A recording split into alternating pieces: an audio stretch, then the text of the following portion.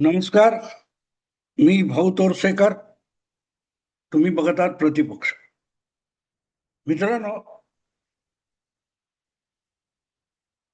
गोष्टी आपल्या समोर असतात हे मी नेहमी सांगतो. पर्दाफाश, गौप्यस्फोट अशा गोष्टी मी सहसा करत नाही. ब्रेकिंग न्यूज वगैरे हे मला नावडते विषय आहेत. न्यूज ही न्यूज असते, बातमी ही बातमी असते.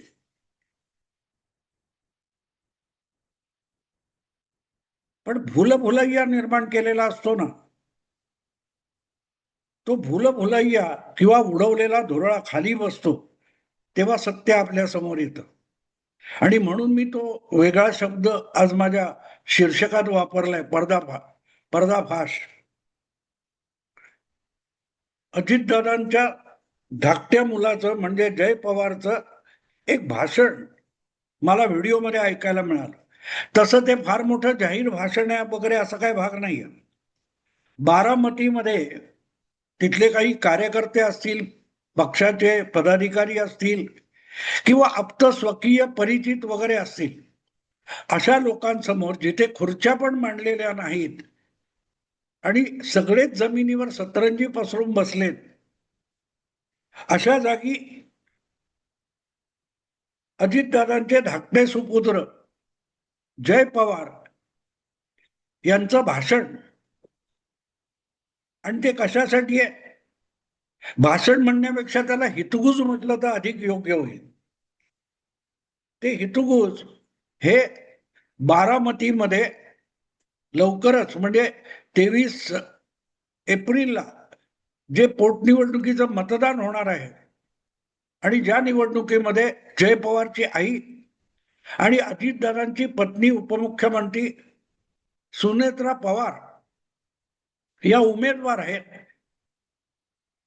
त्या निवडणुकीच्या तयारीसाठी एक बैठक घेतली होती आणि त्यामध्ये जय पवार यांचं हे भाषण आहे आणि त्याचा व्हिडिओ ऐकून मी अक्षरशः सर्द झालो. याचं कारण जय पवारने फार आवेशपूर्ण आणि खोचक भाषेत न बोलता अनेकांचा पर्दाफाश करून टाकलाय.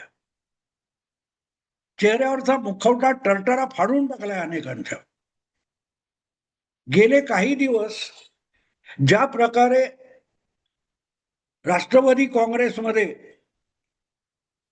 एक खळबळ माजलेली आहे असं एक चित्र निर्माण केलं जाते. खळबळ माजली आहे का? मला तर दिसली नाही. मला तर दिसली नाही. पण ती खळबळ माजली अशा बातम्या होत्या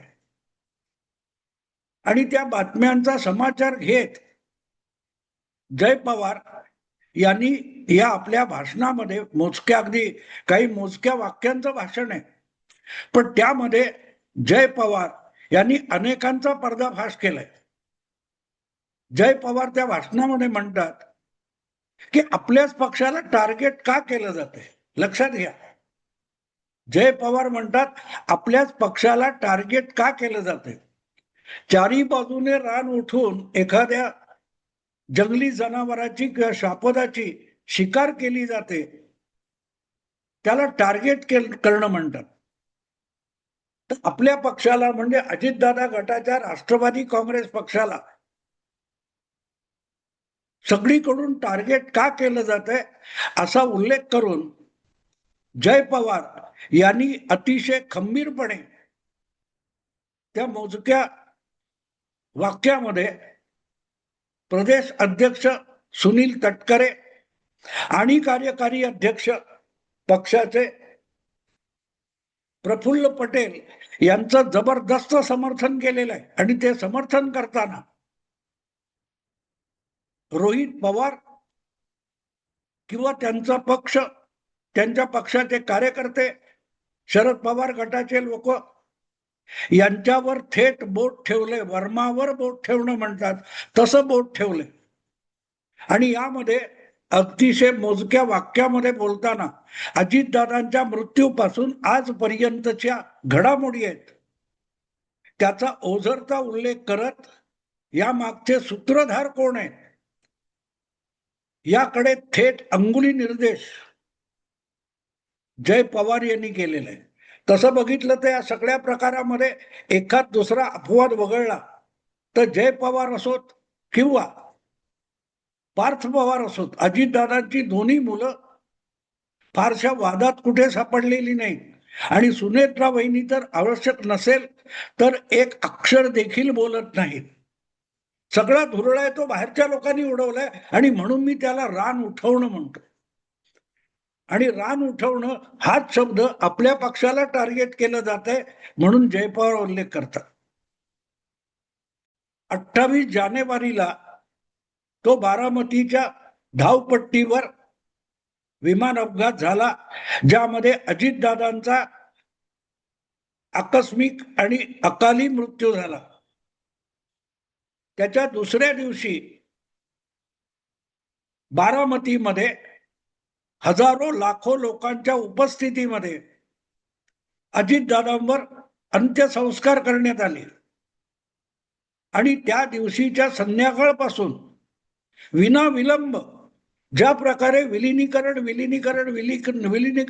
याचा डांगोरा पिटला गेला, त्यामुळे जी परिस्थिती निर्माण झाली होती ती परिस्थिती अत्यंत चतुराईने, समर्थपणे आणि हुशारीने हाताळणारे दोन नेते होते. ते होते सुनील तटकरे आणि प्रफुल्ल पटेल. ज्या प्रकारे पक्षावर अतिक्रमण करून त्या पक्षावर आपल्या कब्जा करण्याचा प्रयत्न होता, तो सुनील तटकरे आणि प्रफुल्ल पटेल यांनी हाणून पाडला आणि समर्थपणे हाणून पाडला.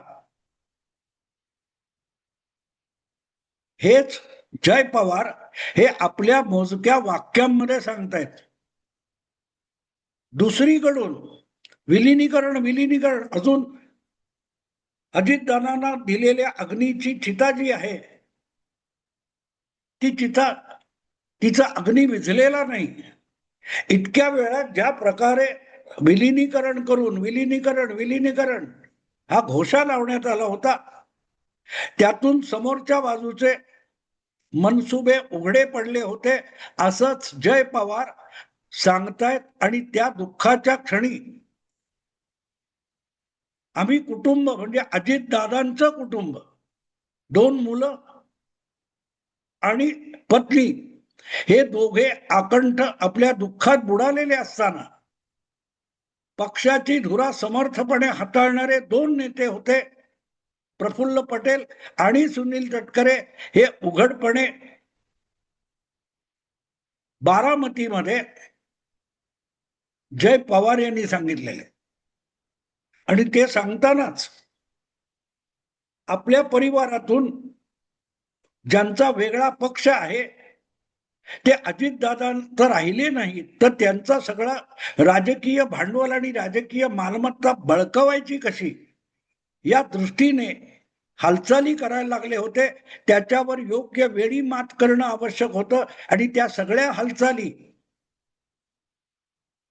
पटेल आणि तटकरे यांनी केल्या. हे जाहीरपणे जय पवार सांगतायत आणि म्हणून मी त्याला पर्दाफाश म्हणतो. अजितदादांच्या जवळच्या कुटुंबामध्ये विलिनीकरण किंवा अनेकांना जो आता पान्हा फुटलेला आहे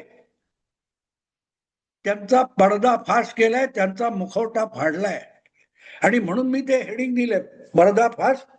जय पवार यांचं भाषण ऐकलं का? वेळ जाऊ दिला असता, अगदी ते पण बोललेत 13 दिवस थांबलो तर काय झालं असतं. अपेक्षा तीच होती. 13 दिवस दुखवट्याच्या कालखंडामध्ये हळूहळू करत असं रान उठवायचं की कधी अजितदादांचा पक्ष हा शरद पवार गटाच्या कब्जात गेला याचा कोणाला पत्ता लागू नये, अशा षडयंत्राची अंमलबजावणी अजितदादा गेल्यानंतर काही तासात सुरू झाली होती. म्हणूनच अजितदादांचा अंत्यविधी चालू असताना सुद्धा त्याची लक्षणं तिथल्या मैदानावर, जिथे अंत्यविधी चालू होता त्या मैदानावर ती लक्षणं दिसत होती. आणि अशा वेळेला आपला पिता गेलेला आहे, आपला पती गेलेला आहे, तर पक्ष आणि त्याची मालमत्ता, त्याचा राजकीय वारसा याचा विचार करणं सुद्धा त्या कुटुंबाला अशक्य असतं. अशा वेळेला ती परिस्थिती हाताळणारे दोन खंबीर नेते, अनुभवी नेते, मुरब्बी नेते आपल्याकडे होते, म्हणून आजपर्यंत पक्ष वाचलेला आहे. आणि सुनेत्रा वहिनी योग्य वेळी दुःखात असतानाही उपमुख्यमंत्री होऊन त्या पक्षाचं वेगळं अस्तित्व टिकवलं गेलं आहे. हेच जय पवारांनी आपल्या त्या मोजक्या 50-60 वाक्यांच्या भाषणात स्पष्ट केले.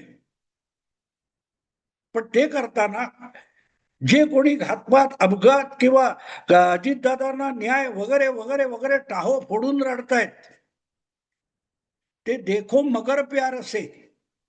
मगर प्यार से म्हणजे त्यातला मगर हिंदी नाही, तो मराठी आहे. मगरीचे अश्रू वाहणारे जे लोक गेले 2 महिने टाहो फोडून रडतायत, त्यांचा पर्दाफाश जय पवारांनी केलेला आहे. आपल्या आईला निवडून द्या त्यासाठी आपण हे केलं पाहिजे नाही. आता पक्ष सांभाळला पाहिजे. अजितदादांनी जी आपली स्वतंत्र ओळख काकांच्या सावलीतून बाहेर पडून निर्माण केली, ती काळजीपूर्वक जपणं आवश्यक आणि अगत्याचं आहे. हेच आपल्या भाषणातून जय पवार यांनी सांगितलं. किंबहुना बारामतीमध्येच जो अजितदादांचा आज बालेकिल्ला मानला जातो, त्या बारामतीमध्येच आपल्या आसपास पसरलेले आपले अनेक हितशत्रू आहेत. आपले हितचिंतक असल्याचे मुखवटे पांघरून ते आपल्या आसपास वावरतायत. आणि म्हणून आपले कोण आणि परके कोण, त्यामध्ये खरे आपले कोण आणि खरोखरीचे परके कोण, हे आपल्याला ओळखता आलं पाहिजे. याची जाणीव करून देण्यासाठीच जय पवारांचं ते भाषण फार महत्वाचं आहे. जमलं तर मी या व्हिडिओ खाली त्याची लिंक देईन, ते ऐका ते. आणि त्यामुळे आता तो विलिनीकरणाचा विषय मागे पडला असं म्हणत म्हणत अजितदादांच्या पक्षाकडे आता कोणी नेतृत्व नाही. सुनेत्रा वहिनी राष्ट्रीय अध्यक्ष झालेत, पण त्यांना अजूनही पक्षावर पकड घेता आलेली नाही, मांड ठोकता आलेली नाही. पार्थ पवार अगदी नौखे आहेत, भले ते राज्यसभेत गेलेले असतील, पण तरीही पक्ष हाताळणं, पक्ष चालवणं ही सुनेत्रा वहिनींच्या आवाक्याच्या बाहेरची गोष्ट आहे.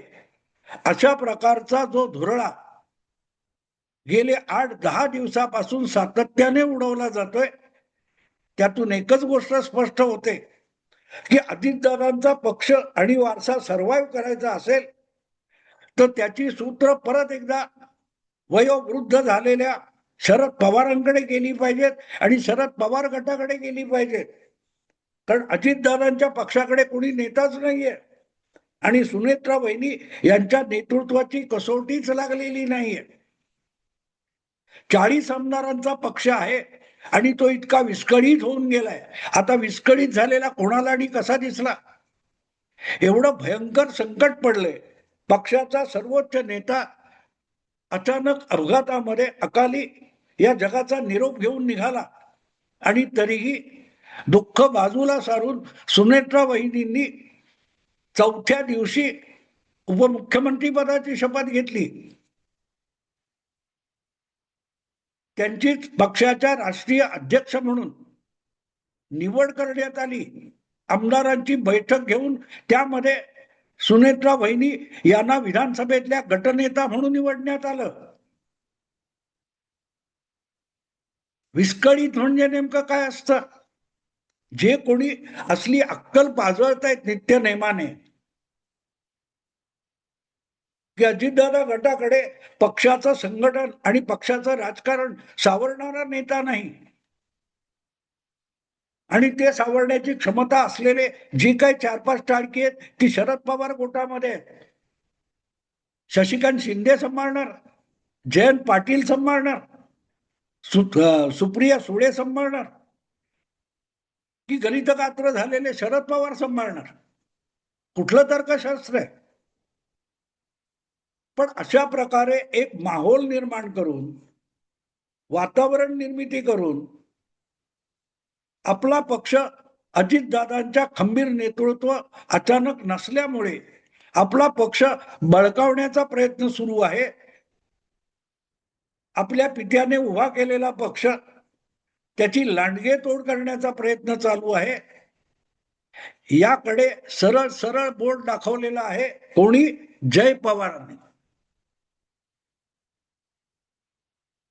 किती त्याच्यावर चर्चा झाली, का नाही त्याच्यावर डिबेट होत?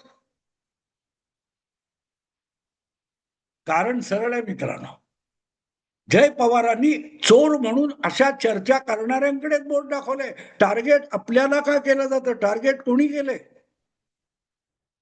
जय पवार जेव्हा म्हणतात की आपल्याच पक्षाला टार्गेट का केलं जातंय, तेव्हा ते सरळ सरळ मराठी मीडियामधले पवार गटाचे जे कोणी हितचिंतक, संपादक, पत्रकार, बुद्धिमंत विश्लेषक बसलेले आहेत त्यांच्याकडे बोट दाखवत आहेत. जय पवार अशा सगळ्या पत्रकारांकडे आणि मीडियाकडे बोट दाखवत आहे की तुम्ही आम्हाला लक्ष करताय. आमचा पक्ष तोडण्याच्या कारस्थानामध्ये मराठी मीडिया सुद्धा सहभागी आहे असं नाव न घेता जय पवार सरळ सरळ सांगतायत. आणि म्हणून मी म्हटलं की ते भाषण ऐकलं का? सुप्रियाताई, सुनेत्रा वहिनी गप्प आहेत. पार्थ पवार अजूनही राज्यसभेची शपथ झालेली नसल्यामुळे गप्प आहेत. पण सुरुवात त्यांनी केली. हा जेव्हा 10 मार्चचं पत्र परत घेणार वगैरे किंवा त्याच्या आधी 10 मार्चचं पत्र पाठवलं म्हणून एक भुलभुलैया आणि धुरळा उडवला गेला, तो बसवण्यासाठी सुरुवात पार्थ पवारांनी केली की आमच्या ज्येष्ठ नेत्यांना, आमच्या मार्गदर्शक नेत्यांना, आधारस्तंभ नेत्यांना टार्गेट केलं जातंय आणि धादांत खोट्या बातम्या देऊन, सूत्रांचा मुखवटा लावून आमच्या पक्षावर हल्ले केले जात आहेत, ते निषेधार्ह आहेत. याची सुरुवात एका सोशल मीडियातल्या पोस्टने पार्थ पवारांनी केली होती. पार्थ पवारांनी.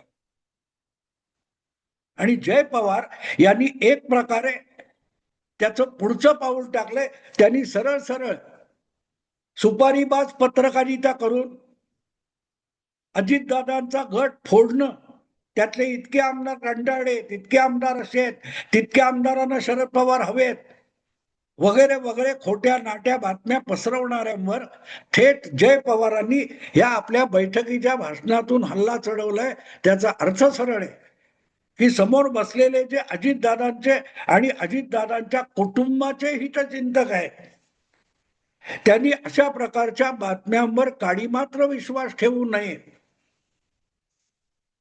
यासाठी जय पवारांनी हा केलेला इशारा आहे की या बातम्यांवर विश्वास ठेवू नका. आपल्या पक्षाला टार्गेट केलं जातंय. जय पवार ज्या प्रकारे कमीत कमी बोलतात, शक्यतो बोलत नाहीत, पण त्यांनी ह्या आपल्या एका वक्तव्यातून आणि एका भाषणातून पक्षाचे खरे शत्रू कोण आहेत याकडे थेट बोट दाखवण्याची हिंमत केली. त्याबद्दल मला त्यांची पाठ थोपटावीशी वाटते. आणि ज्या प्रकारे सोशल मीडियामध्ये पार्थ पवार यांनी पहिली पोस्ट टाकली आणि नंतर 4-5 दिवसांनी जय पवार यांनी बारामतीमध्ये केलेलं वक्तव्य हे एकत्रित बघितलं तर मला सुनेत्रा वहिनी आपल्या दोनही मुलांना सोबत घेऊन आणि अजितदादांच्या जुन्या निष्ठावान सहकार्यांना सोबत घेऊन कशी योग्य दिशेने राजकारणाची वाटचाल संथ गतीने पण करतायत त्याची खात्री पडते. ज्या 2 नेत्यांना अकारण बदनाम करण्यात आलं, तेच 2 नेते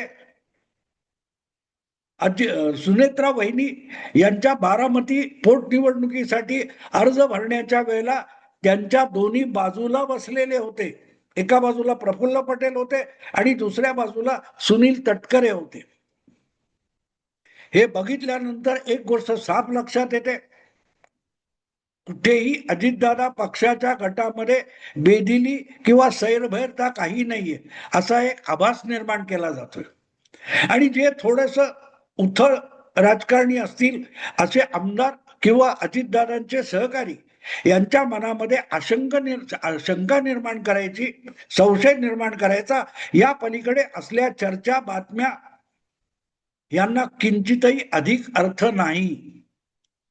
जे मी गेले काही व्हिडिओ मधून परत परत सांगतोय, एक प्रकारे मी ज्या प्रकारची विश्लेषण केलेली आहेत त्याला जय पवार यांनी बारामतीच्या त्या बैठकीतून दिलेला दुजोरा आहे, पर्दाफाश. पत्रकारांसकट राजकारणामध्ये आणि शरद पवार गटातल्या नेत्यांचा जय पवार यांनी मोजक्या शब्दामध्ये केलेला हा पर्दाफाश आहे. लिंक मिळाली तर मी मुद्दाम टाकीन, मुद्दाम बघा डिस्क्रिप्शन मध्ये. आवडलं तर लाईक करा, शेअर करा आणि प्रतिपक्षाला सबस्क्राईब करा. नमस्कार.